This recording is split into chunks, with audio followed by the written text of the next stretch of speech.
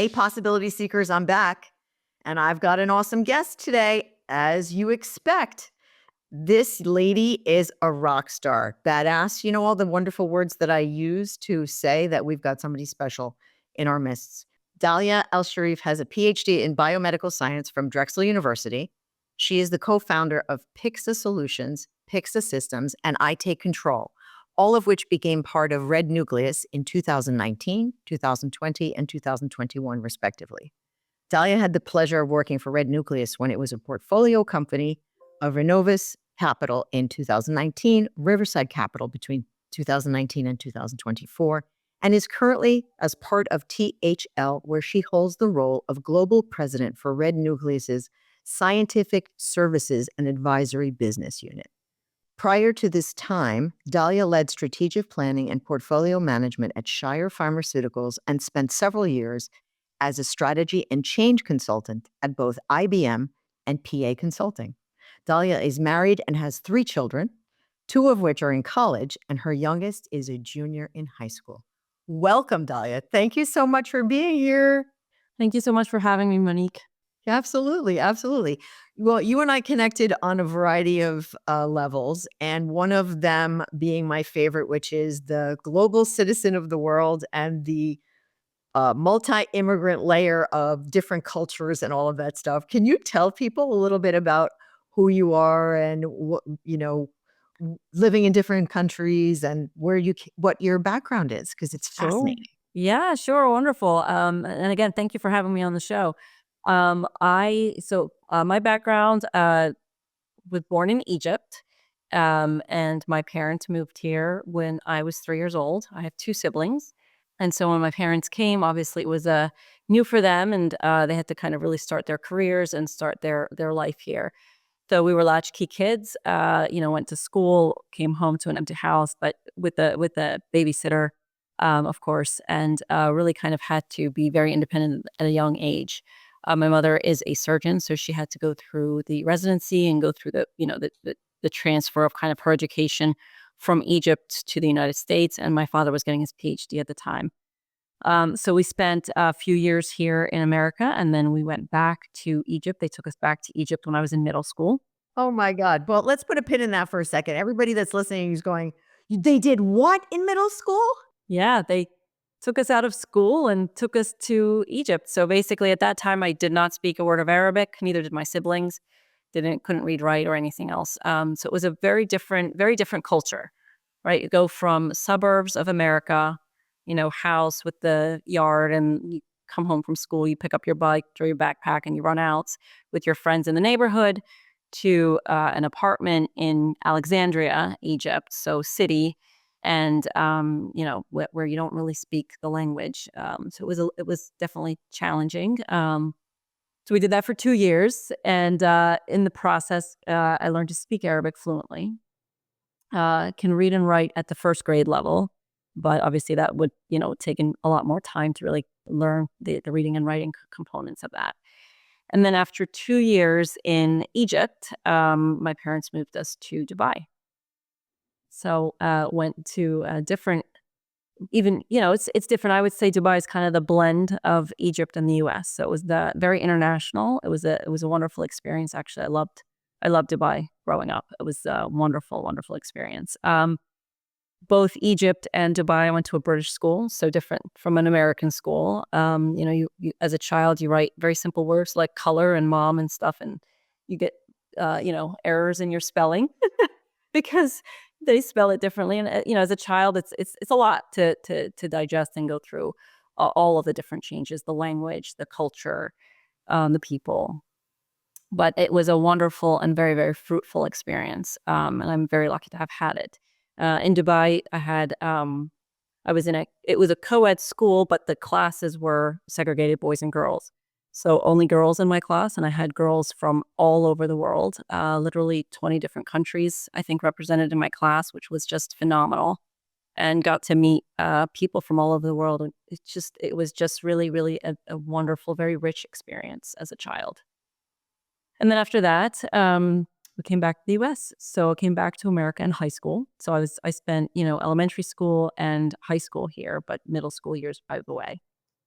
And when I came back, it was a different school, and I had jumped a grade in my travel, so I was, one level up. And so the friend group that I had when I was in elementary school is a different, it wasn't the same anymore. Different, had to start over again, kind of new friend group in high school, and just learn to adapt again to another home, another town, another school, more friends, different friends. You were in the US, your place of residence was outside of Philadelphia, correct? Correct. And we came back to the same area. Yes. So how do you feel that your upbringing and the cultural exposure that you had influenced your personality and your attitude in life? Because those are big, big changes. Yeah, I think it makes you resilient. I think it makes you open to change.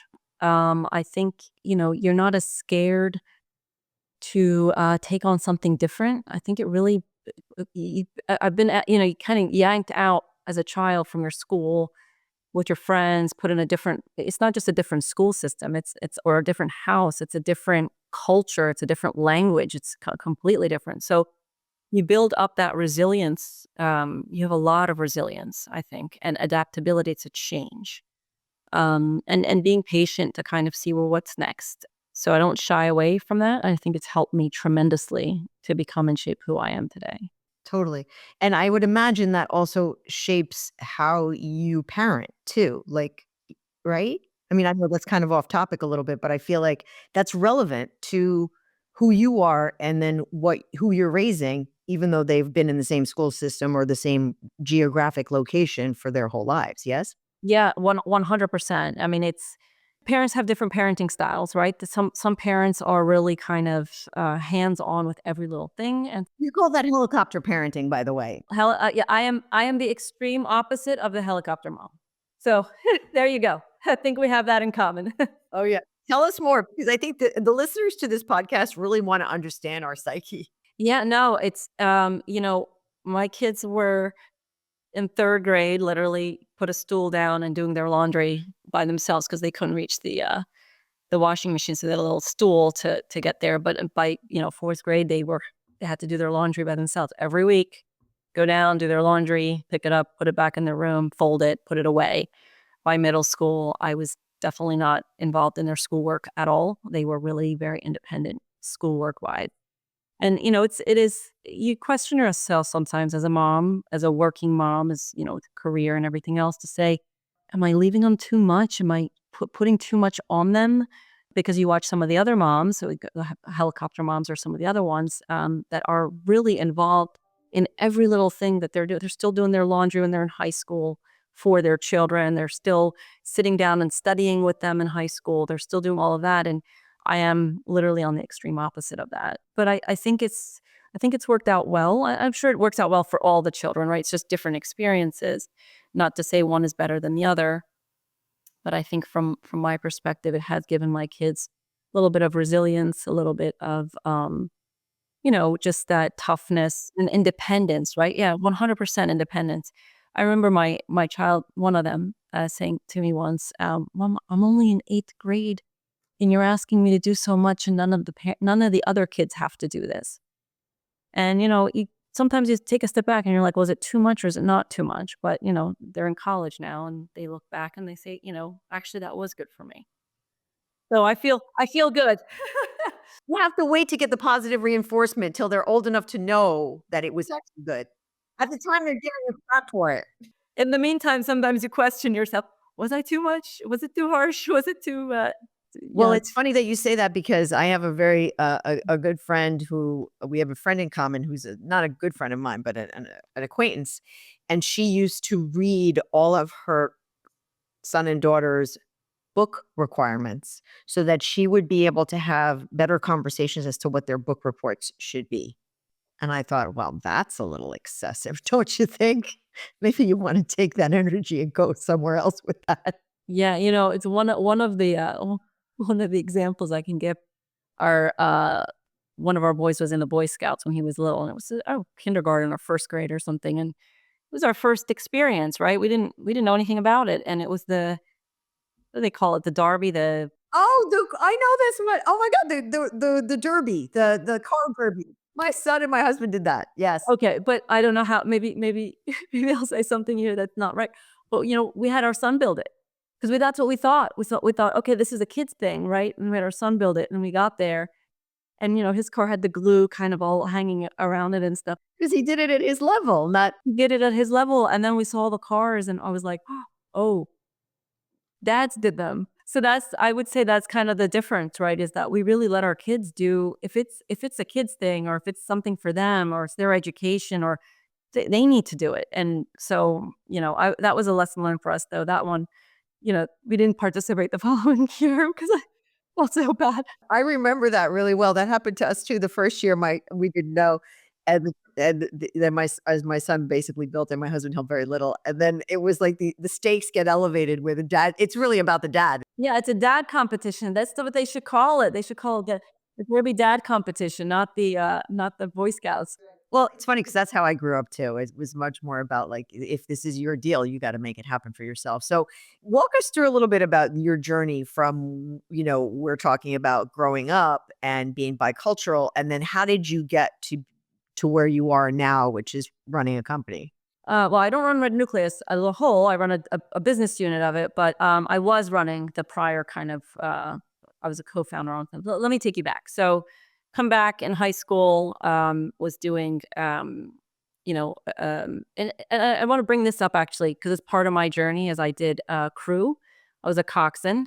Oh, you were? Oh my gosh, I have to introduce you to my girlfriend Bernadine. She did that for Dartmouth. It's wonderful, isn't it? So it's just a beautiful sport. I think it's just a wonderful, wonderful sport. And I had a coach at the time. I was novice. I joined the team when I was a sophomore. And I was a novice, and I, ended up on the varsity team. They coincidental. The coxswain on the varsity team traveled on an exchange program, and I took her boat, and we ended up winning. So that boat was not a winning boat, but when I took it, turned into a winning boat. And I have to give the credit to my coach at the time. And she was just fabulous because I was very, timid and not, I would say not a leader, not someone who was, there to command a boat or to command some of the girls and what that we should be doing. And she really coached me in just a very, very short period of time to give me the courage and the confidence, right, to stand up and to really kind of, this is what I think should be done, and this is what we're going to do. And I call the shots in the boat, which is what the coxswain does. And from that experience, I really kind of it was the start of building up my leadership skills, because every little experience in life gives you some of that. We look at these experiences, we talk about it, doing laundry when you're younger, or studying by yourself when you're in middle school, or cleaning up your room. All of these experiences with the sports or whatever, standing up to someone that doesn't treat you well. These types of experiences make you and shape you for who you are. And this is just one of those examples. And I would say my leadership journey started, kind of with that crew experience and being the coxswain. I had that boat for the 3 years of school. I went to college, a biology major at Temple University, and I was very young when I went. So, I'd skipped a grade and I started school early. So I was about 16 when I graduated high school. And so it took me a little while to figure out what I wanted to be and what I wanted to do. I went to Temple biology pre-med. It took me, the 4 years to realize I don't want to be a doctor, and this is not the path that I want to take. And so ended up didn't know what I wanted to do. So I went to graduate school, thought I would do some research and see if I liked it. I really liked kind of the understanding the science, but also blending it with the business. And so I did participate at Drexel in an entrepreneurship program there, wrote a business plan, did a competition, did it on my thesis, my Ph.D. thesis, and, won. And it was a great, great, wonderful experience. At the time, I was too young to start a business. I met a partner from PA Consulting. And so I went into management consulting, and really kind of that sprung my career that I have today. So from management consulting at PA Consulting, spent some time there, went into IBM. And then from IBM, did the same thing, just larger projects, a bigger firm. And then I spent a little bit of time on the inside at Shire Pharmaceuticals. And at Shire, I headed up their strategic planning and portfolio management functional area. And wonderful experience, just wonderful people. And again, across my career, just have worked with amazing, amazing people, and have been blessed to have managers and leaders that really were able to coach me and guide me in the direction that really helped me grow and develop. So after Shire was, shutting down its offices where I lived in Chesterbrook and moving everything to Boston. I didn't want to move my family. The kids were kind of settled. We just thought, a little bit different for them. We're not going to move them all over the place like we did. Yeah, they'll watch this and hear it, and then they'll know. But anyway, so from there, I decided to, take a risk. It was a big risk, and just kind of start my own business. I called a couple of people that I worked with, because your network is so important. The people that you meet is so important, and good people, right? Just those good, solid people that you meet along the way are just, just priceless relationships. And I called a couple of them and I said, "Here's what I'm doing," and ended up partnering with two of them. So co-founded Pyxa Solutions and Pyxa Systems with one individual, and then co-founded ITakeControl with another individual. And I, won't say their names because I don't know if they like to be public or not, but they're just fabulous, fabulous people, and just have been great partners for me along the way. And so, we didn't really expect the businesses to take off as quickly as they did, but they did. And we were very fortunate to have grown the services business kind of fast. And at that time, my partner and I kind of thought, well, we want to give everybody a really good career, and how much can we do when we're on our own versus if we're in a part of a bigger organization. And so we made the decision to partner with Red Nucleus at the time. And it was Renova's Capital was a private equity that owned Renova. So through that relationship, we ended up merging Pyxa Solutions with Red Nucleus. And that's kind of what started my current position here. The other businesses followed shortly after. So 2019, Pyxa Solutions was acquired, and then 2020, 2021, the other two businesses came in. And so that legacy companies that we had are what make up the scientific services and advisory business unit for Red Nucleus today. And it's been a wonderful journey. When we first joined them, I think the company as a whole, we were 130 people. We're now about 750 people. Multiple different acquisitions. We went from Renovis having been the private equity to Riverside, and now THL. So it's just been a wonderful, wonderful journey. I think it's a great company. And we're just blessed to be working with just amazing, amazing people. I think one of them, Monique. So Teresa Caranudo Giella is a different podcast for those of you who are interested in listening to her. She's 27 years old, and I wish I knew half of what she knows at her age. So I want to just back up the truck for a second, because you made really quickly give their listeners the context for what the division that you are running of this company does for the world, so they can get some context around that. And then I'll segue onto my next question. Sure. And just to go back on Teresa, just a fabulous, fabulous person, just a bubbly personality. And really, she came to us, and I love to say that we have a lot of Teresas. They're unique to find, and they're very hard, and it's finding a needle in a haystack. And we try to find all those needles and put them together at Red Nucleus, because it's really kind of that exciting spirit, that self-driven personality that really makes us tick as a company as a whole. Within Red Nucleus, corporate-wise, we have 4 different business units. We've got scientific services and advisory, medical communications, learning and development, and market access. So what does your division do specifically? Mine is scientific services and advisory, and what we do is management consulting, which is one of the divisions. We do regulatory operations, and we do clinical services, and we have a platform called ITakeControl and another one called Directus Pro.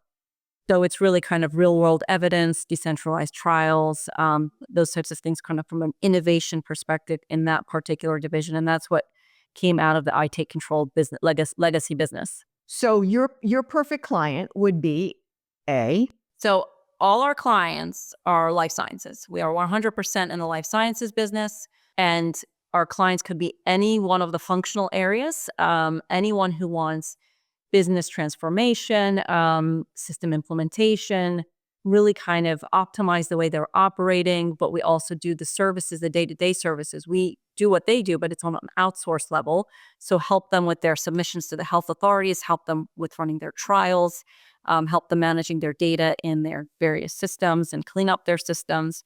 We do quite a bit. I think it's quite broad, but I would say in summary, management consulting services for life sciences, regulatory submissions, and then ITakeControl and data. Yeah. Perfect. Yes. And, it's all about people, right? And so it really is all about people. So the thing that you brought up that really wasn't on my radar to ask a question, but I have to now is the fact that, look, you went to college, you're 16 years old, you're an attractive young woman and starting your own company. I have to ask, how was that experience being potentially the only woman in the room? Well, leaving a salary job, and I would say it's for entrepreneurs, right? It's tough. It is very tough to take that decision, just to even take the decision to say, I'm going to leave this, salary that I get every month, and I'm going to try it on my own. And, I'm just going to stay at it until I make it, kind of thing. And because you take a dip, every day's a risk. You don't know where, the next paycheck is going to come from initially, right?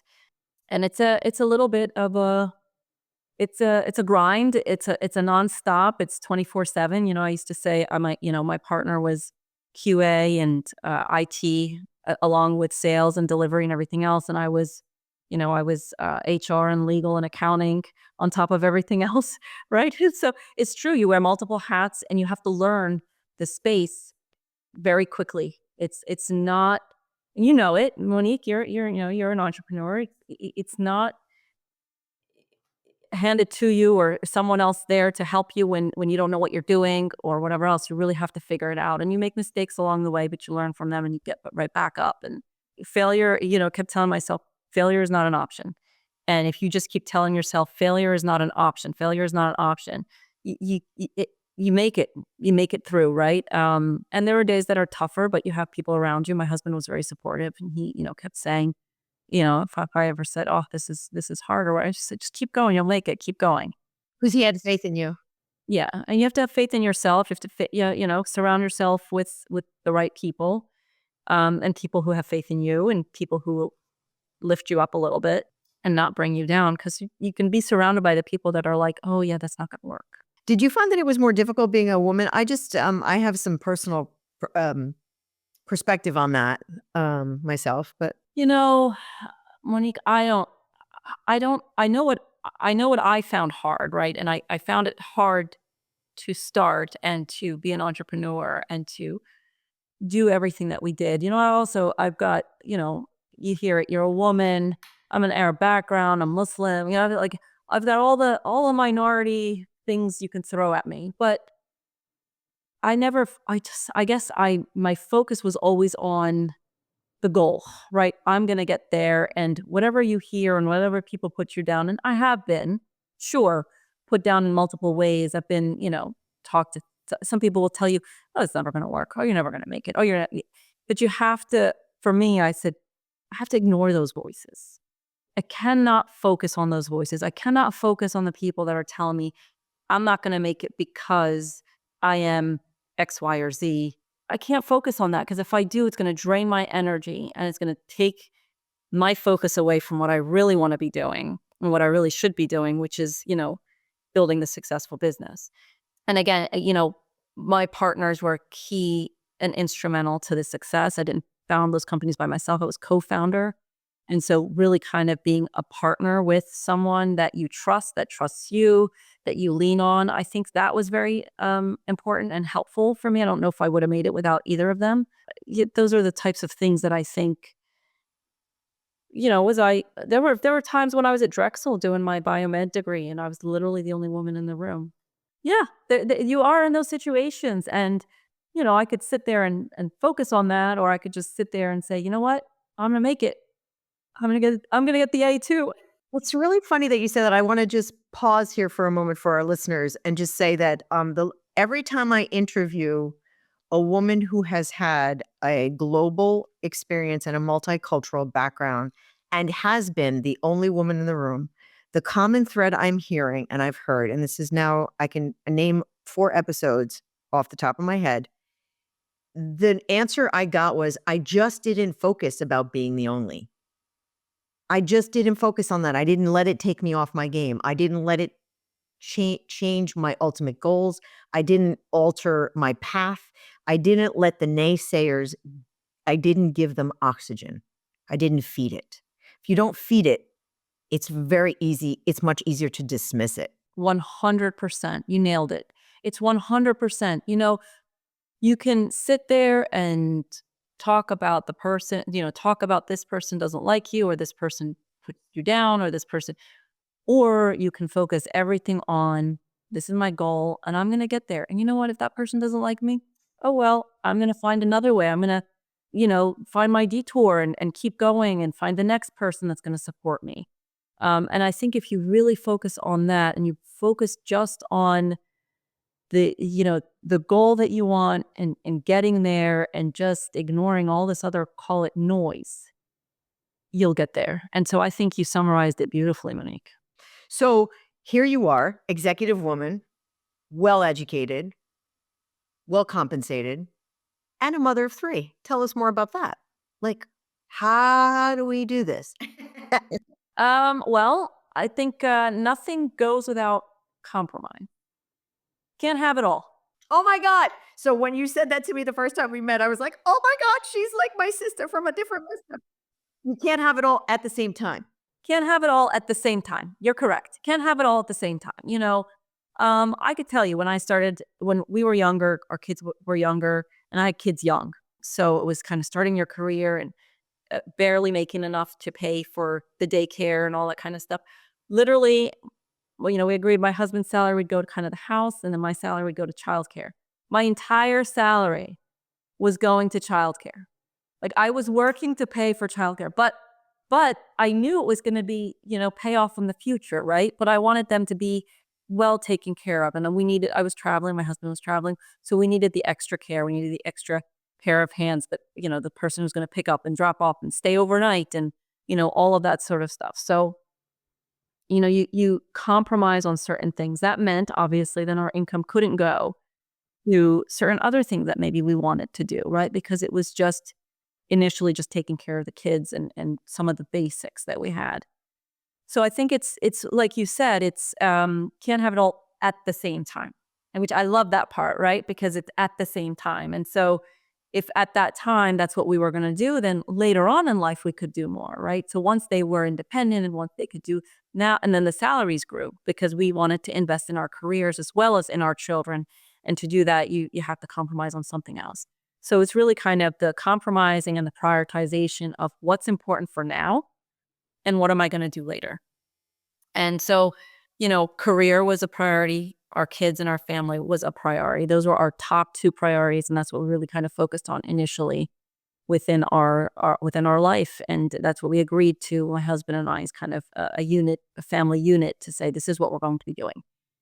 Once, the kids were a little bit older and we had a little bit more flexibility, obviously the travel was important for us. So we wanted to make sure that we took our kids away as much as we could, give them, even though they didn't get the chance to live abroad in another country, but we wanted to give them the chance to experience other cultures, experience, just different food and different people and the history of the world, right? Because if you don't have that, I think you're missing something in your life, right? Just you need to see other people. You need to have that appreciation of other people. You need the context, and it gives you a softer heart. I think, it makes you really appreciate what you have, really not take for granted some of the things. We've taken our kids to some of the poorest areas in the world. It breaks your heart. Tell us where you've taken the children. Tell us. The one area that's just, literally, I think, just breaks your heart, Tanzania, Zanzibar, and we stayed at a Hilton there. It was a beautiful Hilton and the beaches. And, we were getting there, and the GPS said we're like 2 minutes away, and we're driving, and it was at night. And I said to my husband, I'm like, this cannot be the right place. We must be so lost. It was one of the poorest, literally the poorest villages I've ever seen in my life. And I've been to a lot of different places. And, we got there at night, so we didn't see, couldn't really see much of it. Oh, but we could tell it wasn't, so you get to this wall and GPS says you're here. And we're like, where are we? But this big wall and big doors, and behind it was the Hilton. So you walk in, and the Hilton inside is beautiful. But literally right outside its doors was just this poverty that you can't. I mean, it's just, so anyway, we did a tour of the village with our kids, and they were young at the time. And literally, this town, brick by brick, they built their homes. So they had to get it depends on how much money you had, whether you have a house that is literally half built, like the bricks are up to your like waist, or you have the bricks all the way up, but you have no roof, or you have the roof, and the roof is like a tin, just tin, kind of all kind of laid out together. And then from the inside, the kitchen is literally just, from stone in the ground with, firewood or whatever they put to light it up. And then if you really were well off, you had water in your house, running water in your house. Otherwise, there's a central location within the town where the water falls, the rain falls, and they capture it, and then they cover it, and everyone in the town can go and fill up their buckets from there. And, the kids seeing that and us seeing that, it just really gives you an appreciation for everything, and how much we need to, we work hard, we play hard, we vacation, we do all that, but we have to get back. And really, when you look at society, if everyone who has been well off gives back, there wouldn't be as much poverty in the world. Sorry, I don't mean to take this down a negative. No, it's so true. I agree with you wholeheartedly. And it goes to the next thing that we wanted to talk about, which is in our first conversation, you said something as you can't be afraid to do the right thing. And that is part of that whole conversation. And I want you to explain what that means for you, because this is doing the right thing. If you have the means, you should. You should. It's living sometimes we live in a little bubble, right? We live in our towns that are great and cozy and comfy. We have our pools, we go to the beach, we do this. And it's so much easier to shut out some of this other stuff. It's so much easier to say, "Oh, I don't want to be involved. Oh, I'm not going to look at that." "Oh, that's sad for me. I don't want to touch it."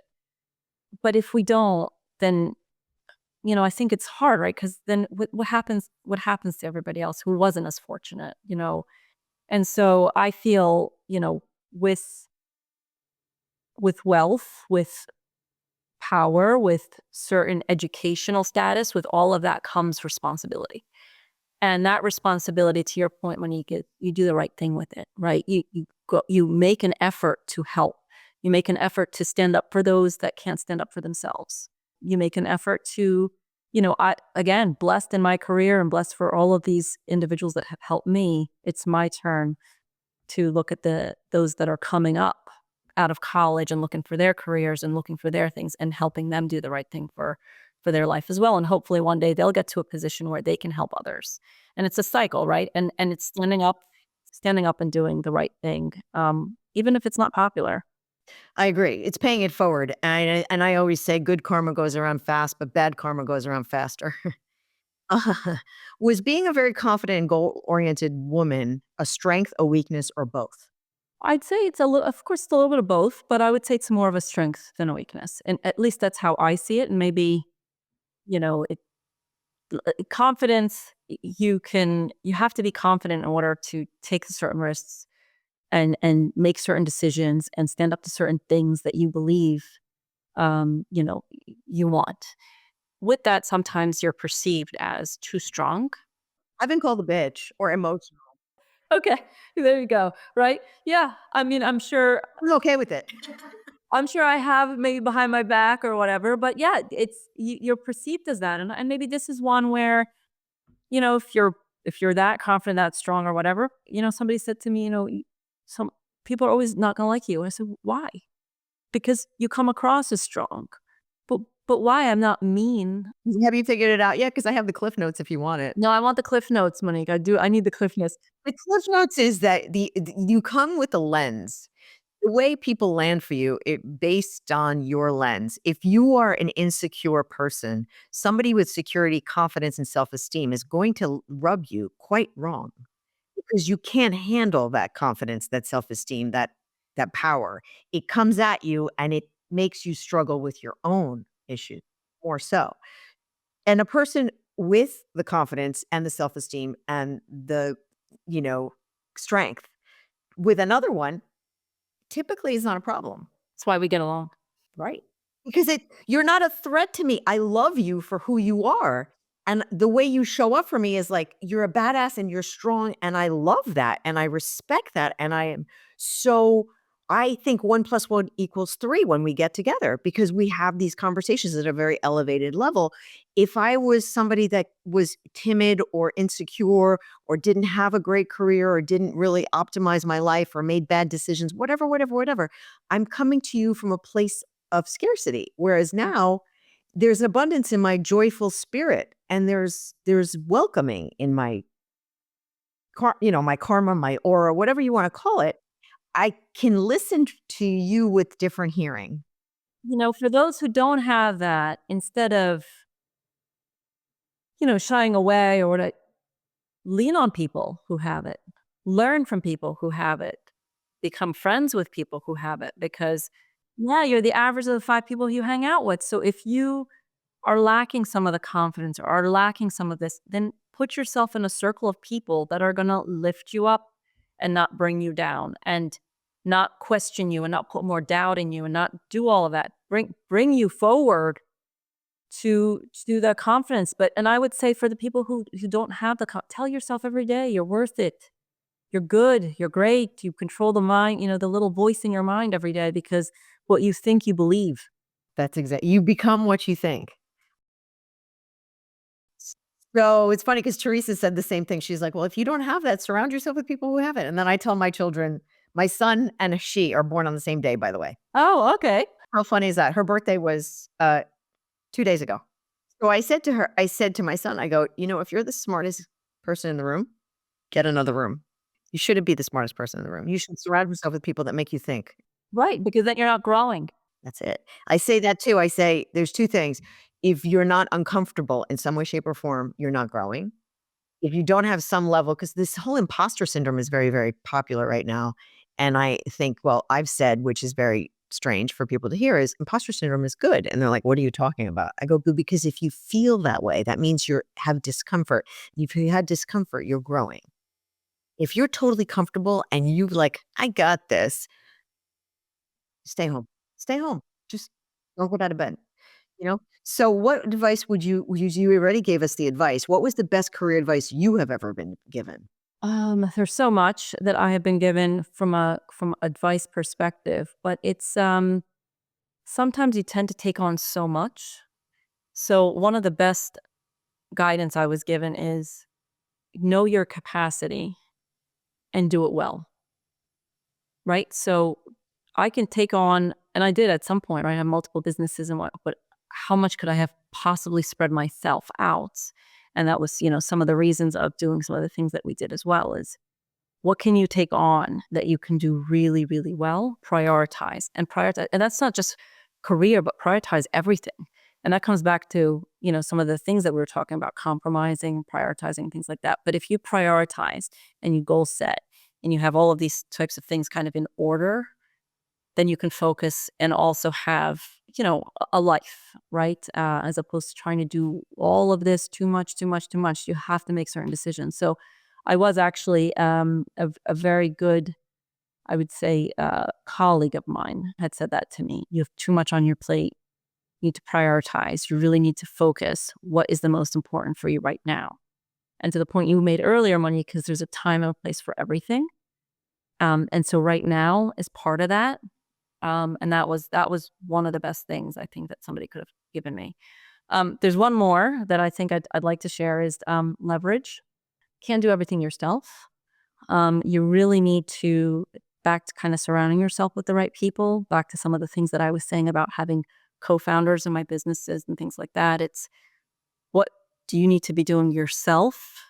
What can you share with others? Because sharing is not a bad thing. You talk to some people who's want to do everything on their own. And it's like, you're going to break before this thing takes off, right? Like, do you want to share, or do you want to at least delegate, bring in a team, bring in some other people that can take some of this away from you? So leverage and knowing how to delegate and how to push down and give other people the chance to grow themselves and not keep everything kind of to yourself. I say, show me your calendar and show me your bank account, and I'll tell you what your priorities are.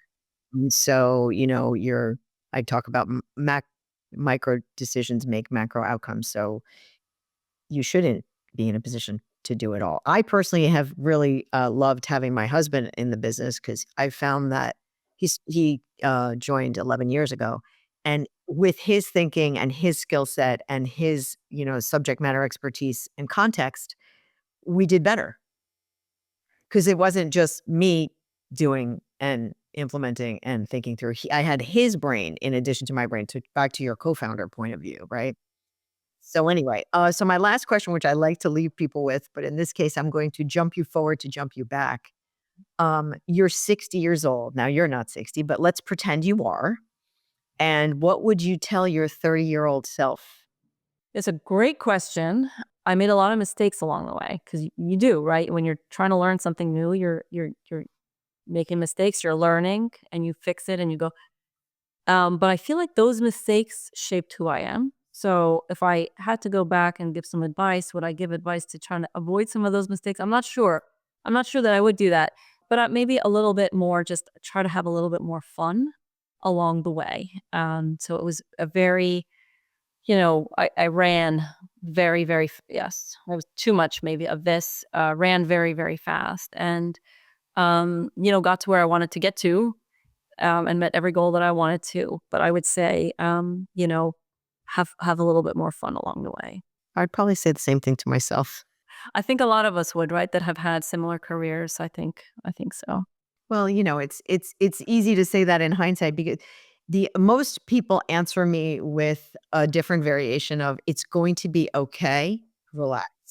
But you don't know that when you're going through it. You don't know that when you have 15 balls in the air. You don't know that when you're raising kids and running a business and trying to keep the lights on and doing all the things that life throws your way, and then dealing with, let's say, aging parents, or all of those sort of dynamics come to play, come into the world, and you have to work with it. At that time, when you're in the middle of the epicenter of the hurricane, you don't know that it's going to be okay. But when you come out the other side, then you can say, well, you know what? You made it through, and you have resiliency, and you have independence, and you have confidence, and you can bank on yourself. It's going to be all right. Well, you also don't know, I think, that, it's going to be okay. The question then comes to my head. It's, well, what if I, slip a little, have a little bit more fun, and then it falls, right? So when you have that responsibility, especially if you have, when we were doing our business, we're responsible for other people. You're responsible for their livelihoods. You're responsible for their family. And that's a big responsibility, right? To not, you take your eye off that goal, and, 30 other families suffer with you. So it's a big one, I think. But, in hindsight, I would say, yes, if I'm 60, I'm going to tell my 30-year-old self to just have a little bit more fun. And on the flip side, when you get to 60, you're going to have a hell of a lot of fun. So I will absolutely, Monique. We can do it together. Just thank you. Oh, thank you. All right. Well, thank you, Possibility Seekers, for tuning in. This has been a fun, informational, affirmational episode with Dalia El-Sherif. She's been a gem. Thank you for tuning in. Remember to give us some feedback on the episode, what you'd like to hear more of, and I will put the contact information for Dalia in the show notes. See you soon, Possibility Seekers. Bye-bye. Thank you so much for listening to Possibilities with Monique de Maio, where we unpack life as a female mover and shaker. If you like the show, please consider liking it, or better still, subscribing to it and leaving us a rating. It truly does help. Also, you can pick up my book, The 7 Secrets to Creating a Life You Love, a practical guide for women in leadership. You can find the book, other episodes of this podcast, and how to stay in touch at moniquedemaio.com. DEMAIO. I look forward to seeing you again soon. With gratitude, Monique.